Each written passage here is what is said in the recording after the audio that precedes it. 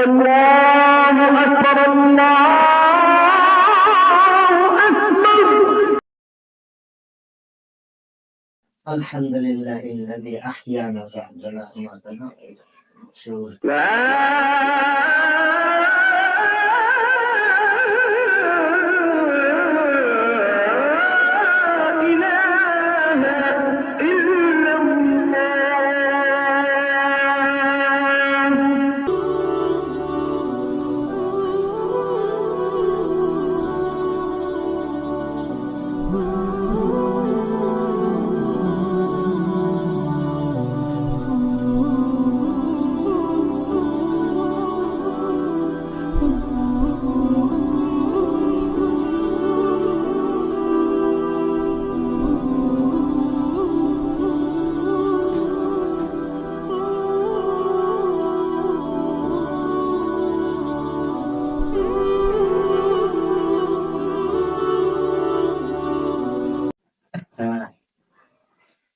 আজকেও আমার বন্ধুটা নামাজের জন্য ওঠে নাই।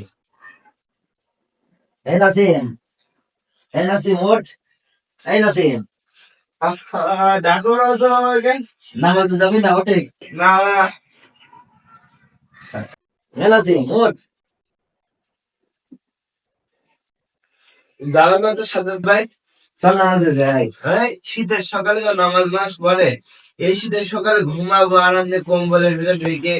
শীতের যে ঘুমানো মজা, তুই যে না ঘুমাই তুই নামাজে চলে যাস। এখন কত সময় আছে, নামাজ পরেও পড়তে পারবো। চল বন্ধু, নামাজ পড়ে আসি। নামাজ তো আল্লাহ রাব্বুল আলামিন আমাদের জন্য ফরজ করেছেন। এই নামাজ না পড়লে আল্লাহ রাব্বুল আলামিন আমাদেরকে জাহান্নামে দেবেন। চল নামাজ পড়ে আসি। হ্যাঁ যাই শুনতে যা যা তুই যা, আমি ঘুমাবো। রাত 8টার দিকে ঘুমাইছি আমি। যাই জ্বালাই শুনি গো।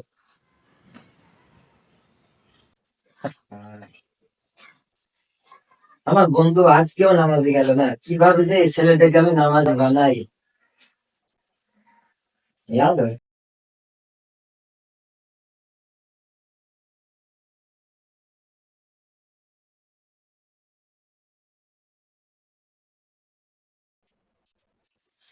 الله أكبر. السلام عليكم ورحمة الله. السلام عليكم ورحمة الله.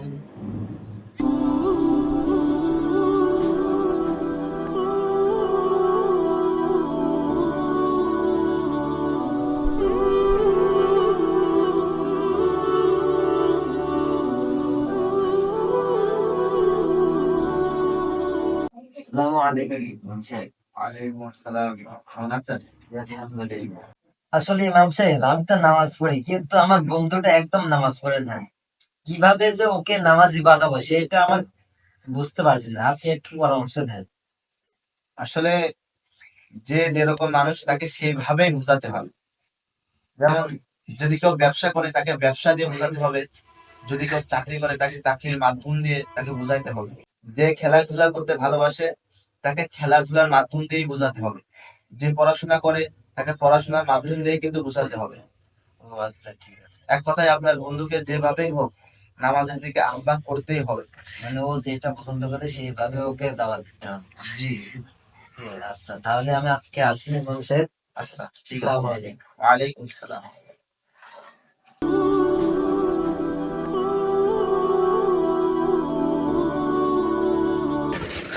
আরে বন্ধু, কি বলছি দেখে? আরে দোস্ত, খবরে কাগজে একটা খবর ছাপা আছে, তুই দেখেছিস? তুই জানিস নি আমার হলো পড়াশোনা খুব পছন্দ। হ্যাঁ, তো খবরের কাগজে একটা নিউজ ছাপা আছে, তুই কি পড়েছিস ওই খবরটা? না তো। এই কি নিউজ? এই যে শেখ হাসিনা বাংলাদেশে পলাইছে ওই নিউজ? না না না, ওইটি না দোস্ত। ওই মেসি হলে আর বিশ্বকাপ খেলবে না ওই নিউজ? আরে ওই খবরটা না, বলছি নাসা একটা গবেষণা করেছিল নামাজ নিয়ে, বুঝলি? ও মানে তারা দেখছে যে নামাজের ভিতরে অনেক উপকার আছে। এই খবরের কাছে এতে দেখ ছাপা আছে।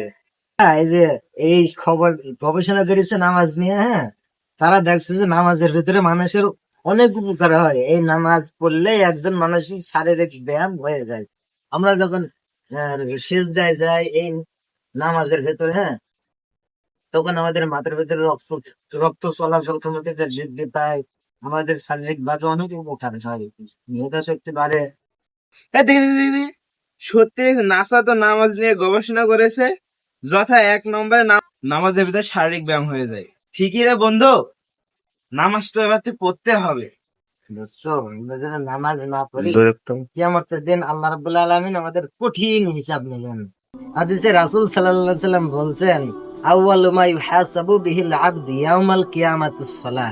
কিয়ামতের দিন সর্বপ্রথম বান্দার কাছ থেকে আল্লাহ হিসাব নেবেন নামাজের। সর্বপ্রথম আল্লাহ জিজ্ঞেস করবেন নামাজ পড়েছে কিনা।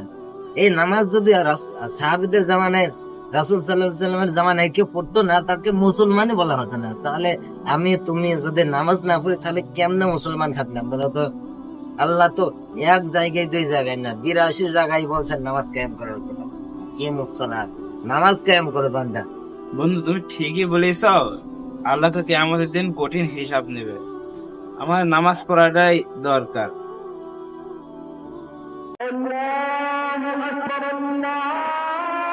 বন্ধু, তোমাদের আজান দেখছো, চলো নামাজ পড়ে আসি। চলো নামাজ পড়ে আসি। এইভাবে আপনারা আপনাদের বন্ধুদের মাঝে নামাজের দাওয়াত ছড়িয়ে দেবেন। ভিডিওটা ভালো লাগলে লাইক করবেন, কমেন্ট করে জানাবেন এবং শেয়ার করে আপনার বন্ধুদের মাঝে ছড়িয়ে দেবেন।